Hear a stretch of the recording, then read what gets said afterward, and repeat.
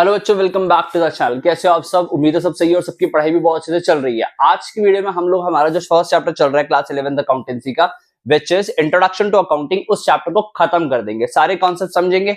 15-20 minute के आसपास की वीडियो बनाएंगे जिसमें हम पूरे कॉन्सेप्ट को खत्म कर लेंगे। तो अभी तक अगर आपने प्रीवियस वीडियोस नहीं देखी है तो लिंक आपको ऊपर टॉप राइट कॉर्नर नीचे डिस्क्रिप्शन में मिल जाएगा, जाके चेक करो, देखो उनको। कॉन्सेप्ट बहुत ज्यादा जरूरी है, आसान सा चैप्टर है। तो चलिए स्ट्रेट फॉरवर्ड स्टार्ट करते हैं अपनी वीडियो को और सीखते हैं हमारे कॉन्सेप्ट को।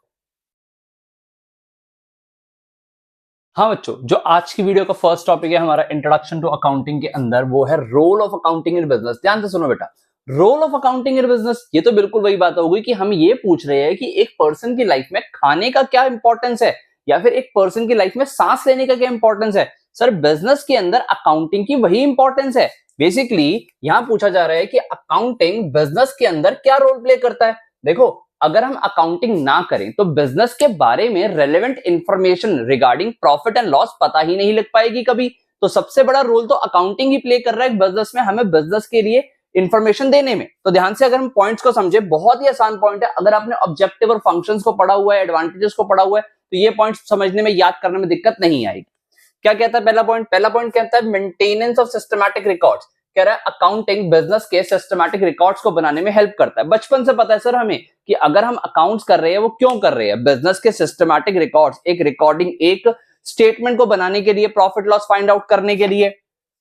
Assistance to management, second point हमारे पास आता है असिस्टेंस टू मैनेजमेंट। अगर हम लोगों ने अकाउंट्स बनाए हैं ना, तो मैनेजमेंट उन अकाउंट्स के बेस पे फ्यूचर डिसीजंस ले पाएगी इन अ बेटर वे। देखो, अगर पता होगा कि हमारे बिजनेस का क्या प्रॉफिट है या परफॉर्मेंस क्या है, अकाउंट्स के थ्रू हम बिजनेस की परफॉर्मेंस को जज करेंगे। अगर पता होगा परफॉर्मेंस क्या है, तो हम फ्यूचर के लिए डिसीजन मेकिंग इजी कर पाएंगे। So this is the second point कि असिस्टेंस टू मैनेजमेंट इजी हो जाएगी।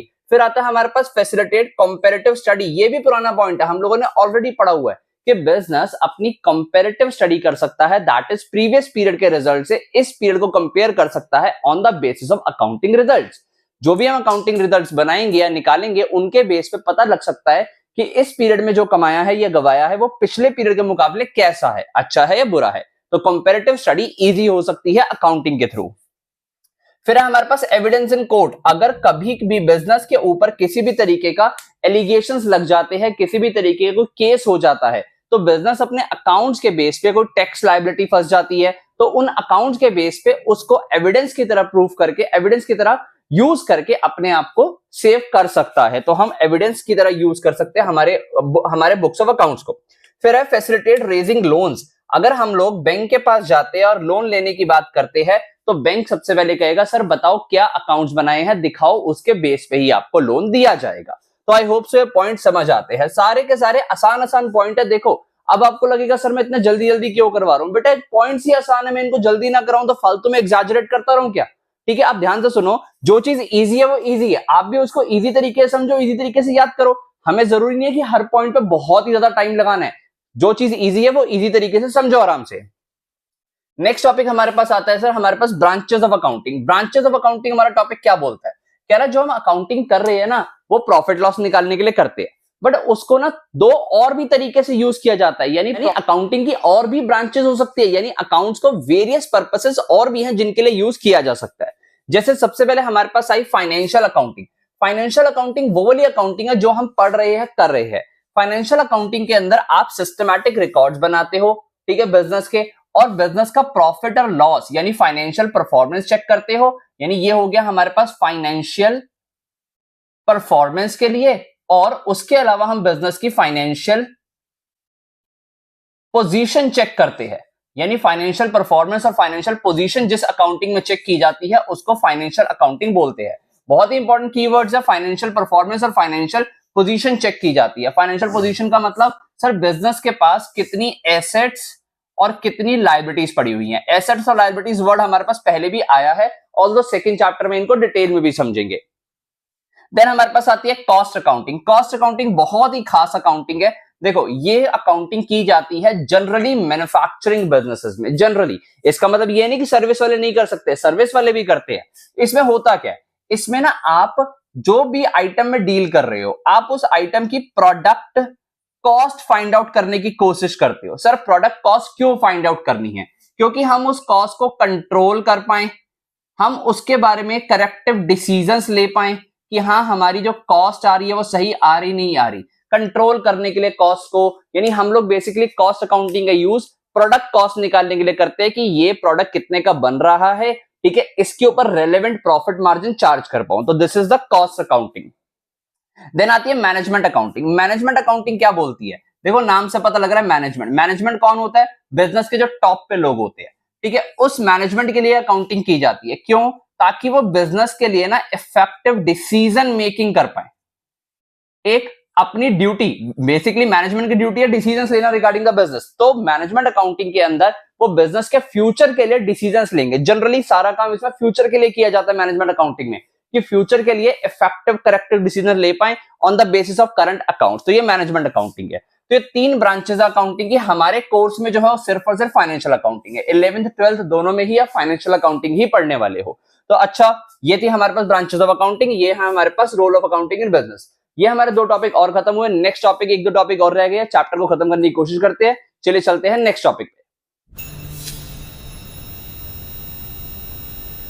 हाँ बच्चों, जो हमारा नेक्स्ट टॉपिक है वो है relationship between book keeping, accounting and accountancy. अगर हम इस रिलेशनशिप की बात करें, सर ये क्या पढ़ रहे हैं हम, देखो बेटा हमारे ना अकाउंटिंग को एक्सप्लेन किया जा रहा है, कह रहा अकाउंटिंग ना वेरियस स्टेजेस पे किया जाता है। सबसे पहले जब हम अकाउंटिंग स्टार्ट करते हैं ना, तो उसको एक्चुअल में अकाउंटिंग नहीं बोलते, उसको हम बुक कीपिंग बोलते हैं।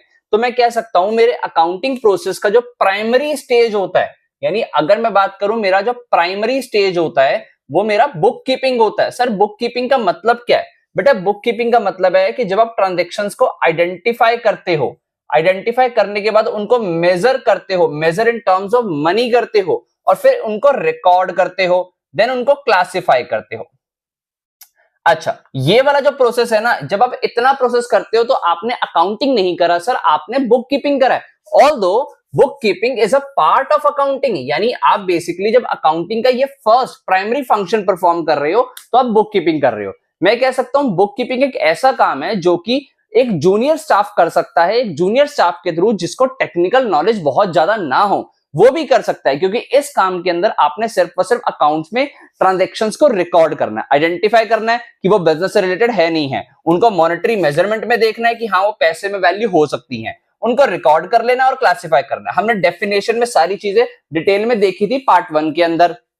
तो जब इतना काम करते हो तो आप बुक कीपिंग करोगे। जब आपका बुक कीपिंग का काम खत्म हो जाता है फिर आपका एक्चुअल अकाउंट शुरू होता है, यानी अकाउंटिंग शुरू होता है। ठीक है, देखो इसका पर्पस क्या है, बुक कीपिंग का पर्पस है सिर्फ और ट्रांजैक्शंस को रिकॉर्ड करना, रिकॉर्ड एंड क्लासिफाई करना। सर इसका पर्पस तो इतना ही था कि रिकॉर्डिंग रखना। इसका पर्पस क्या है, अकाउंटिंग के अंदर अब एक्चुअल में जो बेसिकली बिजनेस का पर्पस होता है क्या होता है सर, वो बिजनेस का प्रॉफिट लॉस फाइंड आउट करना। वो आप करते हो यहां पे बिजनेस की फाइनेंशियल परफॉर्मेंस या फिर बिजनेस की फाइनेंशियल पोजीशन को असर्टेन करना, वो आप करते हो अकाउंटिंग के अंदर।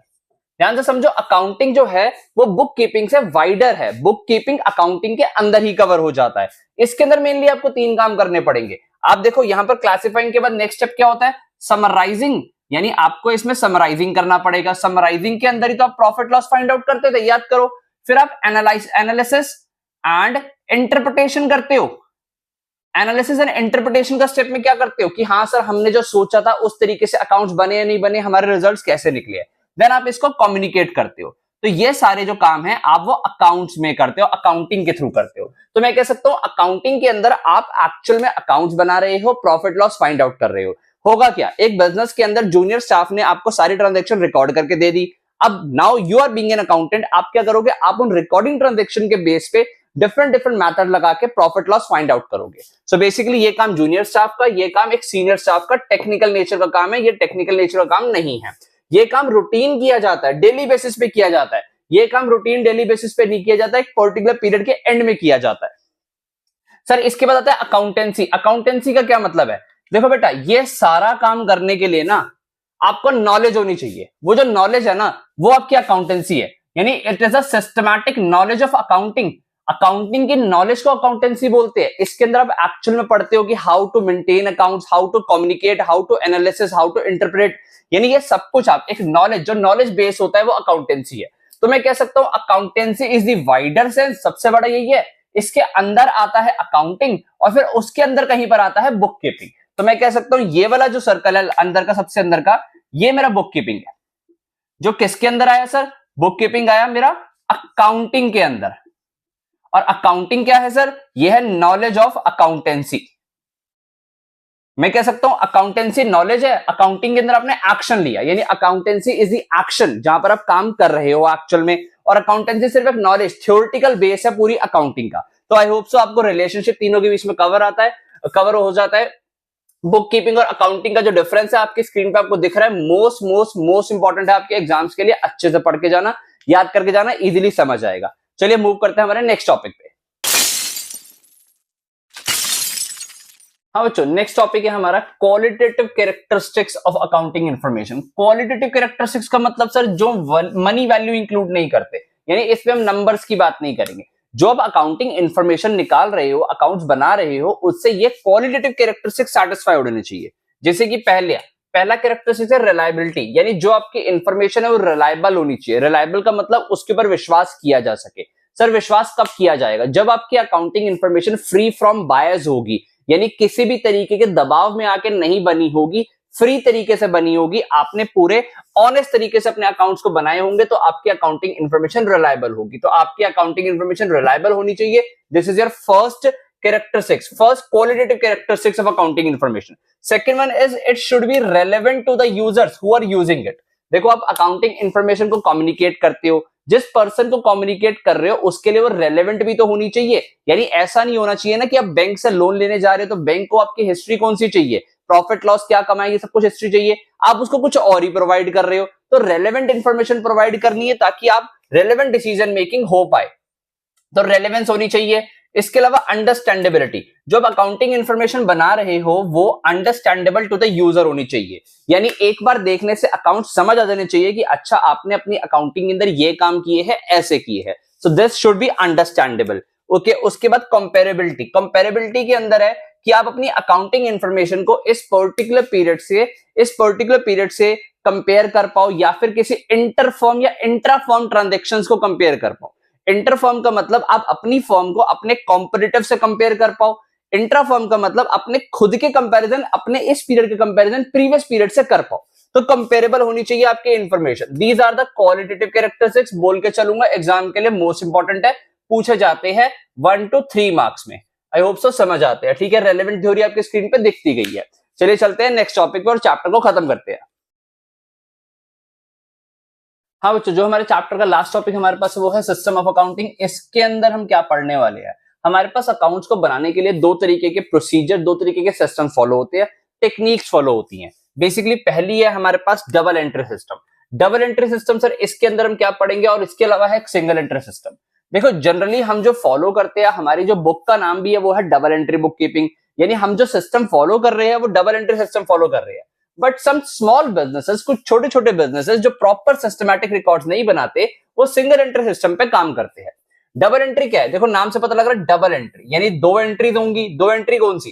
देखो लिखा हुआ है कि both the aspects of a transaction are recorded. Both aspects का मतलब सपोज आपने ना किसी पर्सन से कुछ खरीदा, जैसे मान लो आपने परचेजेस किया, परचेज बिल्डिंग।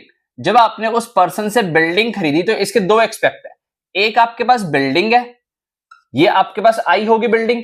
उसके अलावा आपने उस पर्सन को देखो कैश में या बैंक में कैसे भी पैसे दिए होंगे, सपोज कैश में, यानी एक कैश रिकॉर्डेड हो रहा है, एक बिल्डिंग रिकॉर्ड हो रहा है। अगर आप दोनों ट्रांजेक्शन को रिकॉर्ड कर रहे हो तो आप डबल एंट्री पे काम कर रहे हो, यानी both the aspects of a transaction are recorded. अब एक ट्रांजेक्शन डेबिट में रिकॉर्ड होता है, क्रेडिट में रिकॉर्ड होता है। अगर अभी मैं आपको डेबिट क्रेडिट बताने लगा पहले चैप्टर के अंदर तो आप अकाउंट्स छोड़ दोगे बेटा। तो इसीलिए डेबिट क्रेडिट पे फोकस नहीं करना अभी, क्योंकि अभी हमें उसके बारे में पता ही नहीं है, वो रेलेवेंट चैप्टर, वो फर्दर चैप्टर्स का काम है अभी। तो अब इतना समझो अभी कि दोनों ट्रांजेक्शन के दोनों एक्सपेक्ट्स को रिकॉर्ड किया जाएगा।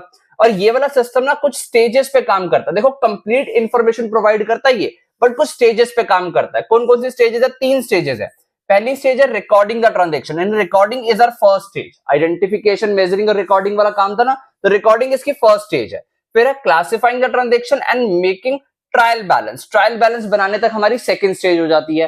ट्रायल बैलेंस किस स्टेप में बनता था सर? समराइजिंग तक में। यानी मैं कह सकता हूं पहला आइडेंटिफिकेशन, मेजरिंग एंड रिकॉर्डिंग, वो फर्स्ट स्टेज हो गई। सेकंड स्टेज हो गई classifying and summarising, classifying and summarising हमारी सेकंड स्टेज है। समराइजिंग पूरा नहीं है यहाँ पे, समराइजिंग के अंदर सिर्फ ट्रायल बैलेंस बनाने तक का काम यहाँ पर है। उसके बाद का काम जहां पर हम प्रॉफिट लॉस फाइंड आउट करते थे वो थर्ड स्टेज में है। यानी थर्ड स्टेज के अंदर जो ट्रायल बैलेंस बनाया होगा उससे हम प्रॉफिट लॉस निकालेंगे। सारा का सारा काम आगे जाके हमारे पास प्रैक्टिकल चैप्टर्स में आएगा ये। So this is the double entry system which provides complete information of the accounts, जिसमें सारे एक्सपेक्ट्स रिकॉर्ड होते हैं, प्रॉफिट लॉस फाइंड आउट हो सकता है इजीली। ये है हमारे पास सिंगल एंट्री सिस्टम। इसमें ना कुछ ट्रांजेक्शन के अंदर तो आप दोनों एक्सपेक्ट्स रिकॉर्ड कर देते हो और कुछ ट्रांजेक्शन के अंदर ना सिर्फ एक ही एक्सपेक्ट रिकॉर्ड करते हो, दूसरा एक्सपेक्ट रिकॉर्ड ही नहीं करते हो। तो यानी इसमें हमें प्रॉब्लम आती है। इसके अंदर क्या प्रॉब्लम आती है, हमारे अकाउंट डबल एंट्री पे नहीं बनने होते, तो हमें पता नहीं लगता कि ट्रांजेक्शन के दोनों एक्सपेक्ट्स क्या है, यानी पैसा कहां से रेलेवेंटली आया, कहां गया है।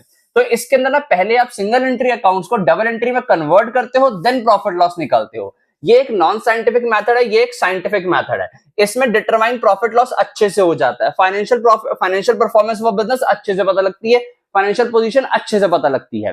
ठीक है, ये इसके कुछ एडवांटेजेस भी थे जो मैं आपकी स्क्रीन पे शो कर रहा हूं, एक एक रीडिंग में आपको समझ आएंगे। तो आई होप सो ये आपको समझ आता है। देखो टॉपिक छोटा सा टॉपिक है, पढ़ना जरूरी है, पेपर में 1 मार्क के ऊपर नहीं आएगा सिंगल एंट्री डबल एंट्री, अगर आया भी तो आई होप सो आपको समझ आता है। इसी के साथ हमने अपना कंप्लीट फर्स्ट चैप्टर खत्म कर लिया है। मैंने जैसा आपको बोला था चैप्टर 1, इस चैप्टर की जो फर्स्ट वीडियो थी, कि चैप्टर जो है या फिर जो अकाउंट्स है एक मोस्ट इजीएस्ट सब्जेक्ट में से एक है, बस थोड़ा सा फाउंडेशन बनाना पड़ता है। अभी थ्योरी चल रही है, आगे जाके जब कुछ 2-3 चैप्टर्स के बाद प्रैक्टिकल शुरू हो जाएगा तो आपको मजा भी आने लगेगा, क्योंकि प्रैक्टिकल फिर आप क्वेश्चंस को सॉल्व करोगे। तो आई होप सो इस वीडियो का सारा काम और बाकी वीडियोस का भी सारे कॉन्सेप्ट्स आपको समझ आते हैं। अपनी रिस्पॉन्सिबिलिटी मत भूलना, दोस्तों के साथ वीडियो शेयर करने वाली, चैनल को सब्सक्राइब कर लो, वीडियो को लाइक तुमने ऑलरेडी कर दिया है। मैं तुमसे मिलता हूं बहुत जल्दी नेक्स्ट वीडियो में। Thank you.